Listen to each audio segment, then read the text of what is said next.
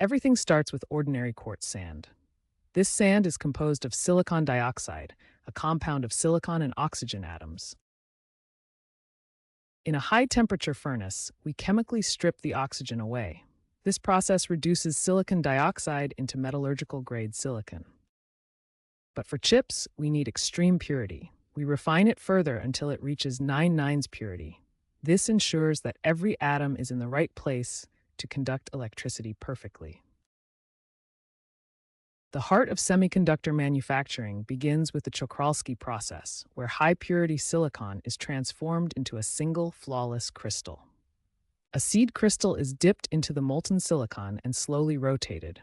As it is withdrawn, the liquid silicon solidifies against the seed, perfectly mirroring its atomic structure. The result is a cylindrical silicon ingot where the crystal alignment must be absolutely perfect to ensure chip performance. Welcome to the Semiconductor Fabrication Plant, or FAB. This environment is the most pristine space ever created by humans. A typical hospital operating room is sterile, but a fab must be 10,000 times cleaner.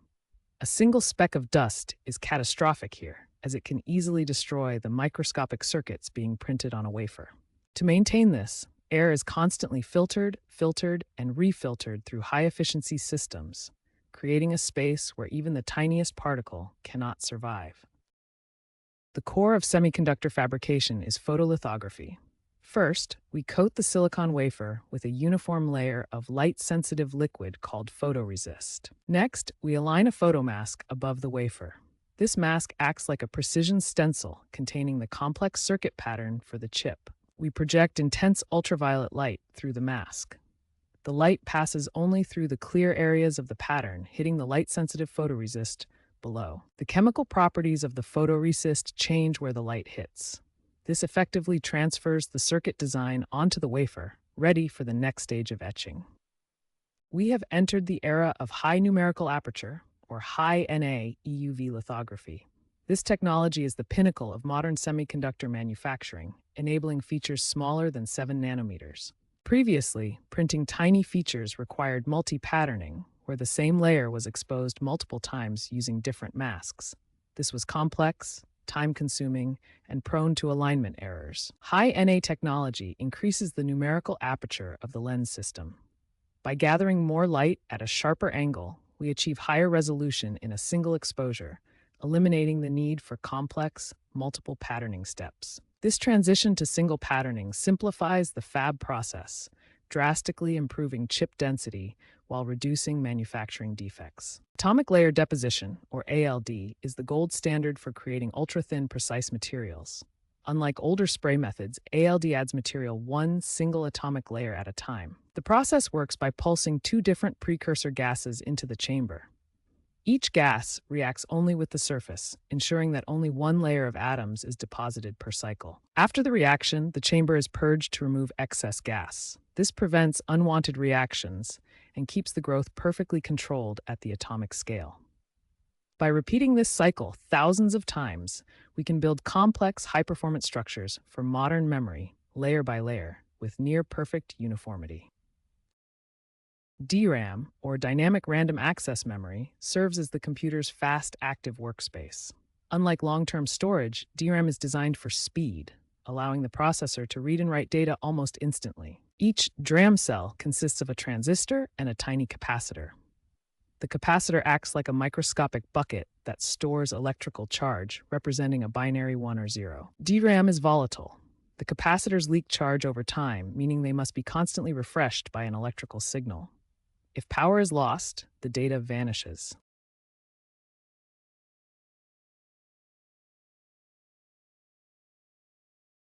NAND flash is the backbone of modern storage. Unlike volatile memory, it is non-volatile, meaning it retains information even when the power supply is cut. At its core, NAND flash relies on a microscopic structure called a charge trap layer. When we apply a specific voltage, electrons are pushed into this insulated layer. Because this layer is isolated by oxide, the trapped charge cannot escape. This stored charge represents a binary bit of data that persists indefinitely, creating the permanent storage we use in our phones and SSDs. In the past, memory chips were laid out flat like a single-story neighborhood. But as we demanded more storage, we ran out of room on the silicon surface. To pack more data onto a tiny footprint, engineers turned to a skyscraper analogy. Instead of building out, we build up. This is 3D NAND architecture. Modern NAND flash now stacks over 300 layers high. It is like constructing a 300-story skyscraper on a piece of land no larger than a postage stamp. This vertical revolution is what allows our AI models and high-speed data centers to function. By mastering 3D architecture, we have overcome the physical limits of the silicon surface. Historically, manufacturers built massive monolithic processors. These were single, large pieces of silicon. However, as chips grew in size, the risk of a tiny manufacturing defect rose exponentially. A single microscopic impurity now ruins the entire die, leading to massive waste and high production costs. The industry has shifted toward chiplets. Instead of one risky, massive die, we break the processor into modular functional units. By using smaller dies, we dramatically increase our yield. If a defect occurs, only the small chiplet is lost, not the entire system. This modularity allows us to build larger, more complex processors with much lower risk and higher efficiency. In modern AI computing, we move beyond flat chips. We stack memory dies vertically to achieve incredible density and performance. Vertical stacks are connected by through-silicon vias, or TSVs. These act like microscopic elevator shafts, allowing data to travel directly between layers. By integrating these TSVs, we create high-bandwidth memory. This architecture slashes the distance data must travel, overcoming the memory wall for AI accelerators. Once manufacturing is complete, we move to wafer-level testing. Here, every individual chip on the wafer is tested to ensure it meets strict quality standards. An automated probe moves from die to die, applying electrical signals to verify performance. Chips that pass are ready for the next stage, while defective units are identified. Identifying defective chips now prevents wasting time and resources on packaging broken hardware.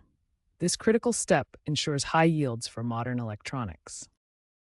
After testing, the wafer consists of hundreds of individual functional units known as dies. To package these into chips, we perform the dicing process. A diamond-tipped dicing blade moves along the scribe lines between each die with extreme precision. This mechanical sawing must be perfectly aligned to avoid damaging the sensitive silicon circuitry. The result is the separation of the wafer into individual, usable dies ready for final protection and assembly. This transition from a unified circular wafer to isolated dies is critical. Even a microscopic misalignment during this phase could mean the loss of expensive silicon.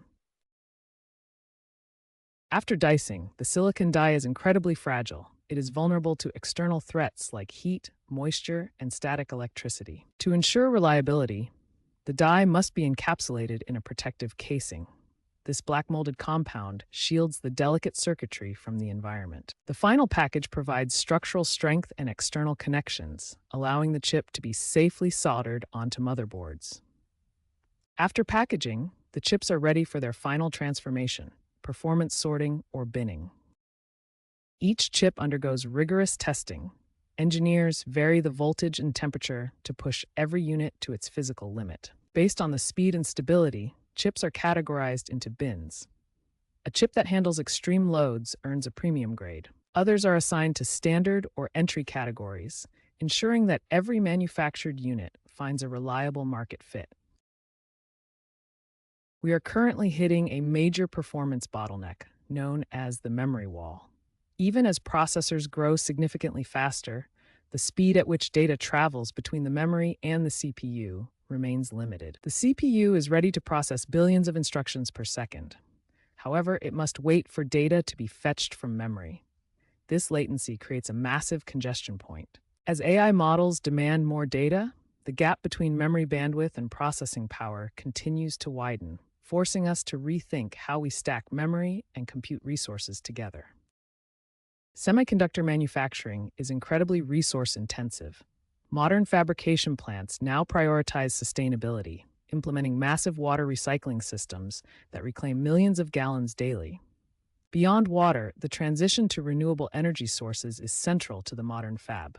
By integrating wind, solar, and green hydrogen, manufacturers are drastically reducing their carbon footprint. These innovations ensure that the chips powering our future are built with the health of our planet in mind. We have completed an incredible journey. From simple grains of sand, we have refined, sliced, etched, and layered material to create the most complex objects ever manufactured by humanity. This manufacturing feat relies on cleanroom environments 10,000 times purer than a hospital operating room, working at a scale where individual atoms are placed with perfect precision. If you enjoyed this deep dive into the technology that runs our world, please like this video, subscribe to the channel, and share it with a fellow tech enthusiast. We will see you in the next one.